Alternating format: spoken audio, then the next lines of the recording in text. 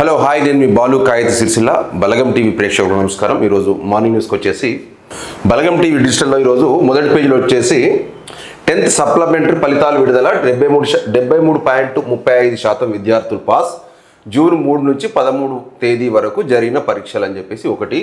ఇంకోటి, world police and fire గేమ్స్కు భారత ఆతిథ్యం, అహ్మదాబాద్ వేదికగా ప్రపంచ స్థాయి క్రీడా ఉత్సవం, ప్రతి భారత పౌరుడికి గర్వకారణం, కేంద్ర మంత్రి అమిత్ షా అని చెప్పేసి ఒక వార్త వచ్చింది. మిత్రులారా, మున్సిపల్ ఎన్నికలు ఎందుకు నిర్వహించట్లేదు? తెలంగాణ హైకోర్టు ప్రభుత్వ ఎన్నికల సంఘానికి నోటీసులు.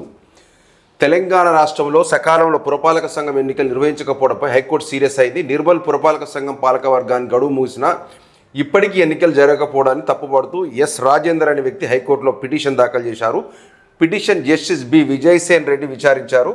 పిటిషనర్ తరపు న్యాయవాది నరేష్ రెడ్డి వాదిస్తూ నిర్మల్ పురపాలక సంఘం పాలక వర్గానికి గడువు మార్చి 25 ముగిసింది. ఎన్నికలు జరపకపోవడం రాజ్యాంగ ఉల్లంఘనకు సమానం.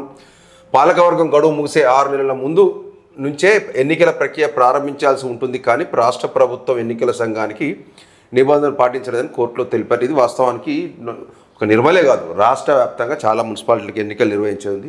పాలక వర్గాలు, గ్రామ పంచాయతీలకు పాలక వర్గాలు, మున్సిపాలిటీలకు పాలక వర్గాలు. దీంతో చాలా అభివృద్ధి కుంటుపడుతుంది, పారిశుద్ధ్యం లోపిస్తుంది. ఇది చాలా స్పెషల్ ఆఫీసర్తో అసలు ఈ పరిపాలన కావడం లేదు. మళ్ళీ దీనికి కలెక్టర్లు, మళ్ళీ దానికి ప్రత్యేక అధికారులు ఉన్నారు. ఇప్పుడు ఇంకా ఓవరాల్గా ఈ మున్సిపల్ కమిషనర్లు మళ్ళీ కలెక్టర్లకు చెప్పండి, ఏం పనిచేసే పరిస్థితి లేదు. కాబట్టి తప్పకుండా ఎలక్షన్లు నిర్వహించాల్సిన అవసరం ఉంటుంది. హైదరాబాద్లో జగన్నాథుని రథయాత్ర, ఇంజనీరింగ్ కౌన్సిలింగ్ షెడ్యూల్ విడుదల. నేటి నుంచి జూలై 7 వరకు స్లాట్ బుకింగ్, జూలై 6 నుంచి జూలై 10 దాకా వెబ్ ఆప్షన్. ఇప్పుడు మన సీఎం గారు సీరియస్ అయినట్టున్నారు, అది షెడ్యూల్ విడుదల చేసినారు. అలాగే అపశృతి, గిగ్ వర్కర్లకు ప్రత్యేక పాలసీ, దేశానికి రోల్ మోడల్గా పాలసీ తీసుకొస్తాం, అసెంబ్లీలో చట్ట రూపంలో ప్రవేశపెట్టాలని చర్యలు చేపడతాం, రాజస్థాన్ తరహాలో కార్మికుల కోసం ప్రత్యేక చట్టం. కార్మిక శాఖ మంత్రి వివేక్ వెంకటస్వామి ఇది రివ్యూ మీటింగ్గా ఒక మీటింగ్లో సమీక్షా సమావేశంలో కార్మికుల కోసం ప్రత్యేక చట్టాన్ని తీసుకొస్తామని చెప్పేసి ఒక చెప్పారు. రెండో పేజీలో ఏమొచ్చింది? ఉస్నాబాద్ అభివృద్ధి లక్ష్యం కోమటిరెడ్డి వెంకటరెడ్డి. ఆపరేషన్ ముస్కాన్ రాజన్న సిరిసిల్ల జిల్లాది. హోంగార్డు సిబ్బంది సంక్షేమానికి ప్రత్యేక చర్యలు, రాజన్న సిరిసిల్ల ఎస్పీ. ఇసుక వారానికి 2 సార్లు అనుమతినివ్వాలి. మానేరు వాగు నుండి ఇసుక అవసరాలకు వారానికి 2 సార్లు ఇప్పించుటకు జిల్లా కలెక్టర్కు వినతి. బీజేపీ పట్టణాధ్యక్షులు దుమ్మాల శ్రీకాంత్. సిరిసిల్లాలో మానేరు వాగు నుంచి ఇసుక రవాణా బ్లాక్ చేయడంతో పాటు స్థానిక ట్రాక్టర్ యజమానులు ఇష్టానుసారంగా ఒక ట్రాక్టర్ ట్రిప్పుకు 4 నుంచి 5,000 ఇసుక అక్రమ రవాణా చేస్తూ ఇంటి నిర్మాణాలకు నుండి వసూలు చేస్తున్నారు. ఈ విధంగా కొనసాగితే బ్లాకులో ఇసుక ట్రిప్ ధర బాగా పెరిగే అవకాశం కలదు. కావున తమరు ఇట్టి విషయంలో దుమ్మాల శ్రీకాంత్. ఇది మంచి అంశం అండి. రాజన్న సిరిసిల్ల జిల్లాలో ఇందిరమ్మ ఇండ్లకు ఇసుక ఫ్రీ అని చెప్పేసి జిల్లా కలెక్టర్ గారు ప్రభుత్వం ప్రకటించింది ఒకవైపు. ఇక్కడ చూస్తే మాత్రం ట్రిప్పుకు 4,000 5,000 నడుస్తుంది. ఇంతకుముందు 1,500 ఉన్న ట్రిప్ ఇసుక సిరిసిల్లాలో 4,000కు 5,000కి, ఇందిరమ్మ ఇండ్లకు కూడా 3,500కు వస్తుంది. అంటే ప్రభుత్వం ఎక్కడ నియంత్రణ ఉంది? ప్రభుత్వ అధికారులది ఇక్కడ. బీజేపీ పట్టణాధ్యక్షులు దుమాల శ్రీకాంత్ అనే నాయకుడు నిన్న కలెక్టర్ గారికి ఎందుకో శాలువ కూడా కప్పి వారానికి 2 సార్లు అన్న పర్మిషన్ ఇవ్వండి అని. ఇప్పుడంటే వాస్తవానికి 15 రోజులకు ఒకసారి ఇస్తారు రాజన్న సిరిసిల్ల జిల్లా అధికారులు ఇసుకకు. 15 రోజులకు ఇస్తే వాడు బ్లాక్ చేయకపోతే ఏం చేస్తాడు? ఇసుక కొరతతోని. తలాపున మానేరు వాగుంటుంది. ఇంతకుముందేమో అప్పుడు వెనకట హైదరాబాదు సిద్దిపేట కొట్టినప్పుడేమో సప్పులు లేదు. ఇప్పుడు మొత్తం ఇసుక అక్రమ రవాణా బంద్ అయ్యి లోకల్ స్థానిక అవసరాలకు ఇసుక కొట్టుకుందామన్నా కూడా ఇంత బ్లాక్ చేసి స్థానికంగా కూడా 4,000 5,000 చేసినాక కాంగ్రెస్ ప్రభుత్వం ఏం చర్యలు తీసుకుంటున్నట్లు? ఇది పద్ధతి కాదు కదా. ఇది ఇండియాడ కట్టుకుంటాడు వాడు. ఉచితం అంటే 4,000 5,000 ట్రిప్పు పోసినాక ఉచిత ఇసుకనా? ఇది ఖచ్చితంగా జిల్లా కలెక్టర్ గారు ఇది వారానికి 2 సార్లు కాదు 3 రోజు ఇచ్చినా పర్వాలేదు. ఎందుకంటే స్థానిక అవసరాలు కదా. ఒక ప్రణాళికాబద్ధంగా సిస్టమేటిక్ రోజు ఇసుక అనుమతి ఇవ్వండి. అసలు ఈ వే బిల్లు ఛార్జీలు కూడా పెంచొద్దు. అసలు మైనింగ్ చట్టంలోనే స్థానిక అవసరాలకు ఇసుక ఫ్రీ అని ఒక చట్టం ఉంది, అది ఒకసారి చూడండి.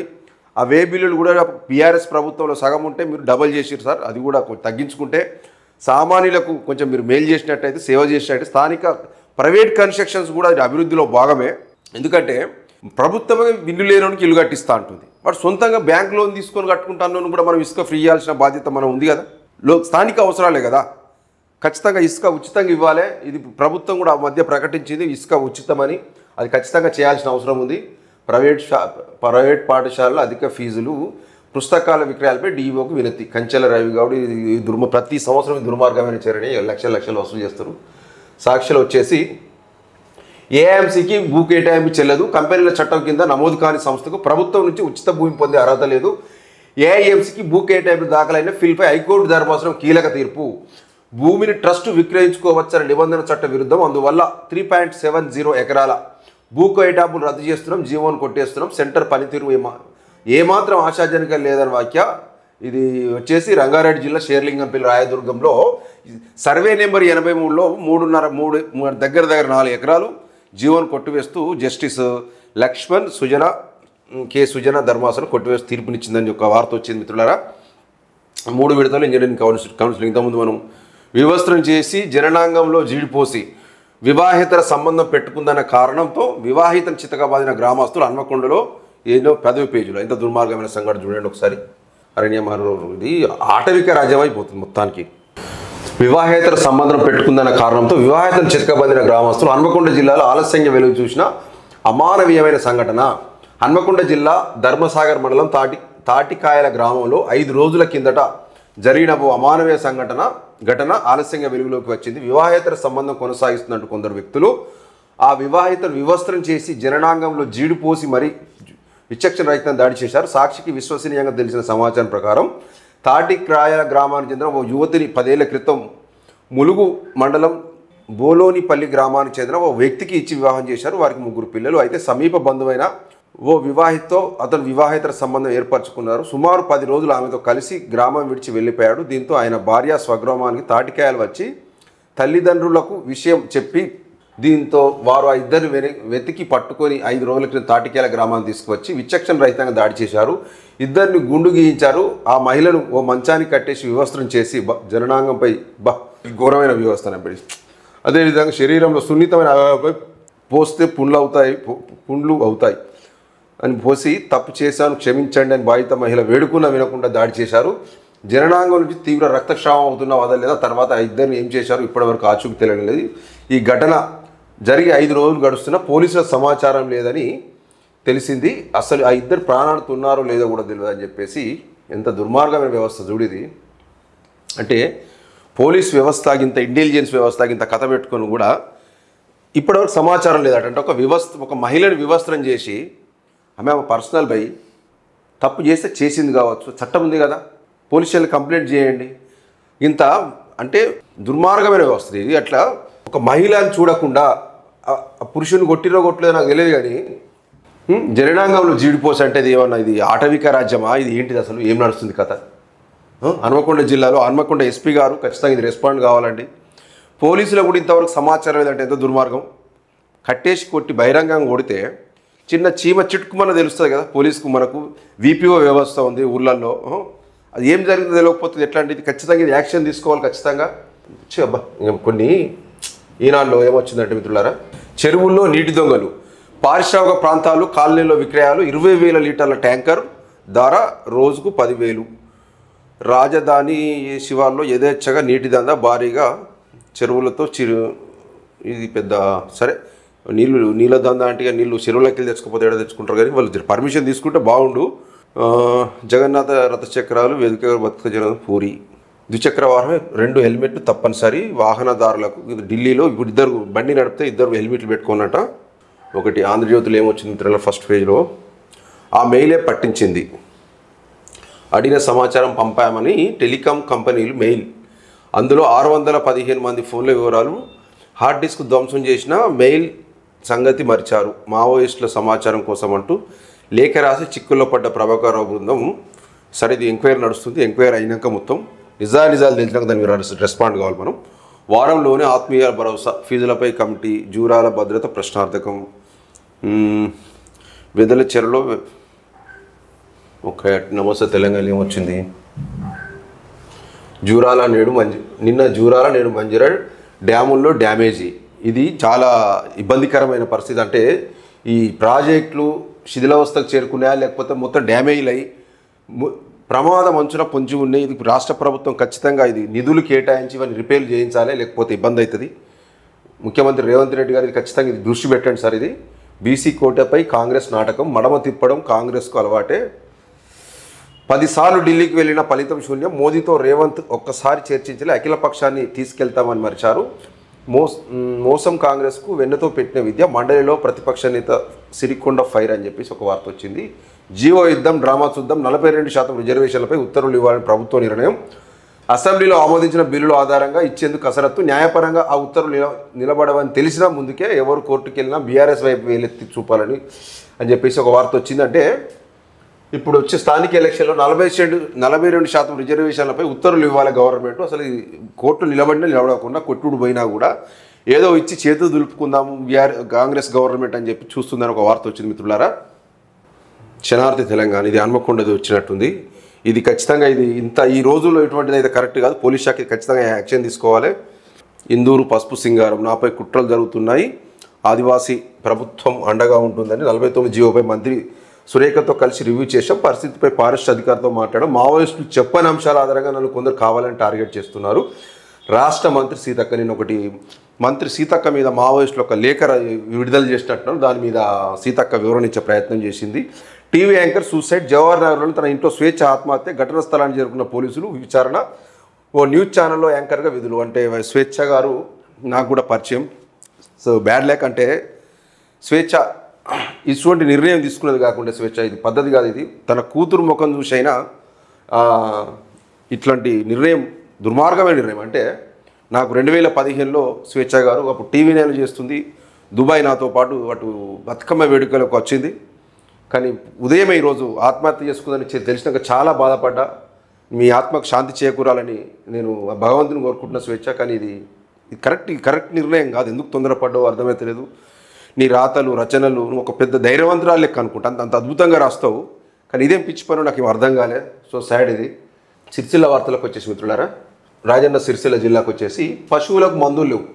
ప్రైవేట్ షాపులే దిక్కు. ఆర్థికంగా నష్టపోతున్న పశు పోషకులు 15 నెలలుగా నిలిచిన మందుల సరఫరా పట్టించుకొని జిల్లా అధికారులు. జిల్లాలో పశు సంపద 4,78,523. ఇతను పాషం బాబు, వీరునపల్లి చెందిన బాబుకు 60 గొర్రెలున్నాయి. నిత్యం శివారు అడవుల్లో గొర్రెలు మేపుతుంటాడు. వీరునపల్లిలో పశు వైద్యశాల ఉన్న డాక్టర్ లేరు. ఇన్ఛార్జ్ డాక్టర్ వచ్చిపోతున్నారు. ఆసుపత్రిలో మందులు లేవు. గొర్రెలకు ఏ జబ్బు సోకినా సిరిసిల్ల, వేములవాడ, ఎల్లారెడ్డిపేట ప్రాంతాలు వెళ్ళి ప్రైవేట్గా కొనుగోలు చేయవలసిన పరిస్థితి వచ్చింది. రాష్ట్ర ప్రభుత్వం ఏంటంటే పశువులకు కాదు మనుషులకు కూడా లేవు. మనుషులకు కూడా మందులకు అవుతుంది సర్కారు దవాఖానలల్లో. ఈ రాష్ట్ర ప్రభుత్వం ఖచ్చితంగా విద్యా వైద్యం మీద దృష్టి పెడతా అనుకుంటే కానీ ఆఖరికి ఈ మొన్న తెలిసింది మాకు. ఈ వేములవాడల ఆవులు చనిపోయినప్పుడు తెలిసినాయి అసలు పశువులకు ఇప్పుడు ఈ హాస్పిటళ్ళల్లో మందులకు అవుతుందని. ఆ వేములవాడ సివిల్ హాస్పిటల్లో, సిరిసిల్ల సివిల్ హాస్పిటల్లో కూడా మందులకు అవుతుంది. బయటికి మందులకు చిట్టీలు రాసి పంపుతున్నారని చెప్పి తెలుస్తుంది. ఇది ఖచ్చితంగా ఇది రాష్ట్రం మొత్తం ఇట్లుందా, ఈ జిల్లాల్లో ఇట్లుందా కూడా రాష్ట్ర ప్రభుత్వం ఖచ్చితంగా విచారణ జరపాలి. ఇది పశు వైద్యాధికారులు కూడా ఇది గవర్నమెంట్ రిపోర్ట్ పంపి తొందర మందులు తెప్పించుకునే ప్రయత్నం చేయండి. జిల్లా కలెక్టర్ గారు ఈ పశు వైద్య దీని మీద కూడా దృష్టి పెట్టి కొంచెం మందులు వచ్చే అందుబాటులో ఉండేటట్టు చూడండి సార్. కొంచెం రేయింబావులు చీరల ఉత్పత్తి చేయండి. జూలైలో 100% పూర్తి చేయాలి. చేనేత జౌళి శాఖ కేడి వెంకటేశ్వరరావు. రేయింబావులు ఇందిరా మహిళా శక్తి చీరల ఉత్పత్తి చేయాలని జూలైలోగా 100% పూర్తి చేయాలని చేనేత జౌళి శాఖ జాయింట్ డైరెక్టర్ వెంకటేశ్వరరావు సూచించారు. బీవై నరోలి జౌళి శాఖ ఆఫీస్లో వస్త్రోత్పత్తిదారులతో సమీక్షించారు. జేడీ మాట్లాడుతూ 2 విడతల్లో ఇచ్చిన చీరల ఆర్డర్లను నెలాఖరులోగా 50% చీరలను పూర్తి చేయాలని, జూలై నెలాఖరులో 100% ఉత్పత్తి చేయాలన్నారు. ఆగస్టు 15న చీరల పంపిణీ ప్రభుత్వం సిద్ధం చేస్తుందన్నారు. రాత్రి షిఫ్ట్కు మళ్ళీ పునరుద్ధరించాలని సూచించారు. వస్త్రోత్పత్తిదారుల వద్ద నిల్వ ఉన్న చీరలు వెంటనే గోదాములకు పంపించాలని సూచించారు. గతంలో బతుకమ్మ చీరలకు సంబంధించిన పెండింగ్ బిల్లు చెల్లింపుల్లో కోతలు విధించారని వస్త్రోత్పత్తిదారులు జేడీకి తెలిపగా ఈ విషయాన్ని ఉన్నతాధికారుల దృష్టికి తీసుకెళ్తామని చెప్పితుర్రు. ఇదంటే బతుకమ్మ చీర లేదు, ఇప్పుడు రాత్రి బావులు పనిచేయమని చెప్పేసి జేడీ వెంకటేశ్వరరావు గారు నిన్న రివ్యూ మీటింగ్లో చెప్తున్నట్టున్నాడు. ఇది చాలా లేట్గా తయారైంది. అసలు లేట్గానే ఆర్డర్స్ ఇచ్చినట్టున్నారు ఈసారి. ఖచ్చితంగా అంటే గడువు లోపల అయితే బతుకమ్మ చీరలు కూడా తొందరగా వాళ్ళకి ఇచ్చే అవకాశం ఉంటుంది కాబట్టి తొందరగా చేయాలి. స్థానిక ఎన్నికల్లో కాంగ్రెస్తో గెలుపు. Parliament co-convener Chakradhar Reddy. రానున్న స్థానిక ఎన్నికల్లో కాంగ్రెస్ విజయం ఊహించనుందని పార్లమెంటు కన్వీనర్ చక్రధర్ రెడ్డి పేర్కొన్నారు. పట్టణంలో శుక్రవారం ప్రెస్ మీట్లో మాట్లాడారు. బీఆర్ఎస్ హయాంలో రాష్ట్రాన్ని అప్పుల ఊబిలోకి నెట్టినప్పటికీ ప్రణాళికబద్ధంగా ప్రజాపాలన అందిస్తున్న కాంగ్రెస్ తన హామీలను నెరవేరుస్తుందని, రైతు భరోసా సొమ్ముతో రైతుల పండుగ చేసుకుంటున్నారు. సంక్షేమ పథకాలతో ప్రజలు సంతోషంగా ఉంటే బీఆర్ఎస్ నేతలు ఓర్వలేకపోతున్నారని విమర్శించారు. ఇప్పటికైనా వారు తీరు మార్చుకోవాలని సూచించారు. పట్టణాధి చొప్పదండి ప్రకాష్ వీళ్ళు పాల్గొన్నారని అన్నారు. కానీ వేణు చక్రాధర్ రెడ్డి గారు కాంగ్రెస్లో మంచి లీడరు, ఇంతకుముందు బీఆర్ఎస్లో ఉండే అన్న ముస్తాబాదు ఎలక్షన్ ముంగట్నే కాంగ్రెస్లో పోయినట్టు అన్న కాంగ్రెస్లో గెలుస్తుందని చెప్తున్నాడు. స్థానిక ఎలక్షన్లలో చక్రాధర్ అన్న గెలిస్తే సంతోషం. కానీ కాంగ్రెస్ పార్టీలు అసలు గ్రామాలలో కాంగ్రెస్ పార్టీ బలోపేతం అవుతుందా అన్న? అసలు కార్యకర్తలు చక్కగా చూసుకుంటురా, లేకపోతే మీ నాయకత్వాన్ని బలోపేతం చేస్తురా? అసలు ఇప్పటికీ ఒక మండల వైజ్ ఒక మీటింగ్ పెట్టి స్థానిక ఎలక్షన్ల మీద మీ అసలు గిట్లా చేద్దాం ఇది చేద్దాం అని ఒక మీటింగ్ అయినా పెట్టిరా అన్న? ఎట్లా గెలుస్తారా మీరు? సిరిసిల్ల మున్సిపాలిటీ రేపు ఎలక్షన్లు పెడితే ఏ వార్డుకి ఎవరు నిలబడుతుంది ఇంతవరకు కౌన్సిలర్ అభ్యర్థి కూడా కాంగ్రెస్కు లేరు. అట్లా ఉంది సిరిసిల్ల నియోజకవర్గంలో కాంగ్రెస్ పరిస్థితి. రేపు ఒక్కసారి మీ ఏ గ్రామానికి ఎవరు ఎంపీటీసీ అభ్యర్థులు ఓవరాల్గా 2-3 పేర్లు రాసి వెళ్ళబెట్టండి. సాధ్యమైందా అన్నది? మీరు గిత్తె నిర్లక్ష్యం చేసుకుంటే కాంగ్రెస్ మాత్రం ఇది చాలా వెనుకబడుతుంది. బీఆర్ఎస్ మీరు తక్కువ అంచనా వేసుకోకూడదు. పరిస్థితి ఏంటంటే ఖచ్చితంగా మీరు మండల్ వైజు మీటింగ్ పెట్టుకుంటే గ్రామ స్థాయిలో కాంగ్రెస్ పార్టీని బలోపేతం చేస్తే మీకేమన్నా పేరు గౌరవం మీకని కాదు, ఈ సిరిసిల్ల నియోజకవర్గ ఇన్ఛార్జి కూడా చాలా కాంగ్రెస్లో చాలా నైరాశ్యం నెలకొంది. మొత్తం కార్యకర్తలు అసంతృప్తితో ఉన్నారు. అసలు సిరిసిల్లలో 39 వార్డులు ఉంటే రేపు ఏ వార్డుకు ఒక్క పేరు, కొన్ని వార్డులకు పేరే దొరకదు. ఇప్పుడు కాంగ్రెస్ కౌన్సిలర్ టికెట్ ఇద్దామంటే కాంగ్రెస్ది వెతకాలే. ఒక వార్డు వైజ్ అయినా మీటింగ్ పెడతారు. సిరిసిల్ల టౌన్ ఏమైనా కాంగ్రెస్ బలోపేతం అవుతుందా? ఇంకా మీటింగ్ పెడితే గదే 50 మంది 100 మంది. ప్రభుత్వ విప్ ఆది శ్రీనివాస్ వస్తే కూడా సిరిసిల్లకే 40 మంది వస్తారు. మొత్తం జిల్లా మొత్తం పిలిస్తే రండి అని సోషల్ మీడియాలో పెడితే వేముల నుంచి 200 మంది వస్తే సిరిసిల్ల నియోజకవర్గం నుంచి 50 మంది 30 మంది 40 మంది. ఇక మీరు గెలుస్తారు. స్థానిక ఎలక్షన్లలో మస్తు గెలుస్తారు. మీరు ఓట్లు వేస్తే జనం బాగా గెలుస్తారు. చేసుకున్న పని కూడా చెప్పుకున్న పద్ధతిగా సన్నబియ్యం ఇక్కడ ప్రచారం అవుతుందా ఎక్కడన్నా? ఎంత అద్భుతమైన పథకం అది. ఇంకేమొచ్చింది? ఇంకా ఓపెన్ చదువు భవితకు వెలుగు, చివరి దశకు ఎంపిక పోటీలు, 10 నిమిషాలు ఇంటి వద్ద ఉంటా, పెద్దపల్లి రూరలు, మద్యం మత్తులు యువకుల వీరంగం గోదావరికని, సిఐల బదిలీలు. ఓకే మిత్రులారా, సరే ఏది ఏమైనప్పటికీ ఈరోజు బలగం టీవీ ద్వారా న్యూస్ రీడర్ స్వేచ్ఛ గారికి నివాళులు అర్పిస్తున్నాం. ఆమె మరణం తీరని లోటు. ఆమె ఆత్మహత్య అందరినీ బాధించిన సంఘటన ఇది. కూడా ఆమె మరణం మీద కూడా చాలా అనుమానాలు వ్యక్తం చేస్తున్నారు. పోలీసులు కూడా లోతుగా విచారణ చేయాల్సిన అవసరం ఉంది ఖచ్చితంగా. ఏదేమైనప్పటికీ ఇటువంటి ఏదైనా బాధ ఉంటే చెప్పుకోవాలి, మిత్రులకో దోస్తులకో వాళ్ళకి వీళ్ళకి చెప్పుకోవాలి. కానీ పరిచయం ఉన్న వాళ్ళకి ఇట్లా నిర్ణయాలు తీసుకునే అయితే కరెక్ట్ కాదు. థ్యాంక్ యూ మిత్రులారా. మళ్ళీ తిరిగి రేపు మన మార్నింగ్ న్యూస్లో కలుసుకునే ప్రయత్నం చేద్దాం. ధన్యవాదాలు.